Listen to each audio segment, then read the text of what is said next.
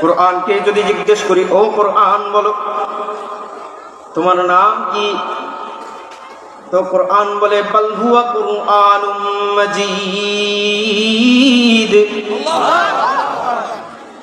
কোরআনকে যদি জিজ্ঞেস করি, ও কোরআন বলো দুনিয়াতে আসার আগে তুমি কোথায় ছিলে, তো কোরআন বেসাক্তা জবাব দেয় ফি লাউহিম মাহফুজ। মেরে মুহতারাম ভাইও, কোরআনকে যদি জিজ্ঞেস করি, ও কোরআন কার পক্ষ থেকে এসেছো, তো কোরআন আমাদেরকে জবাব দেয় তানজিলুম মির রাব্বিল আলামিন। আরো আওয়াজ করে বলেন আল্লাহু আকবার। এবার কোরআনকে জিজ্ঞেস করি, ও কোরআন আল্লাহর পক্ষ থেকে আসছো তো বুঝলাম, কিন্তু কে তোমার নিয়ে আসছে, তো কোরআন জবাব দেয় নাযালা বিহির রূহুল আমিন।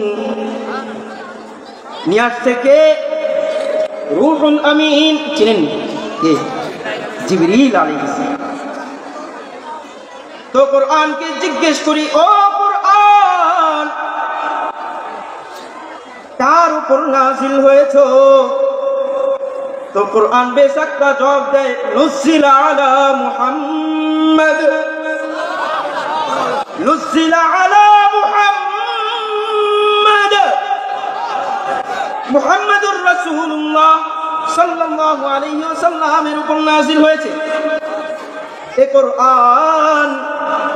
এবার কোরআনকে জিজ্ঞেস করি, ও কোরআন নাযিল হয়েছে কবে, এখন জিজ্ঞেস করি নাযিল হয়েছে কবে, মাস বলবো না রাত বলবো, তো কোরআনকে বলি মাস বলেন আগে। কোরআন জবাব দেয় শাহরু রমাদান আল্লাযী উনজিলা ফীহিল কুরআন।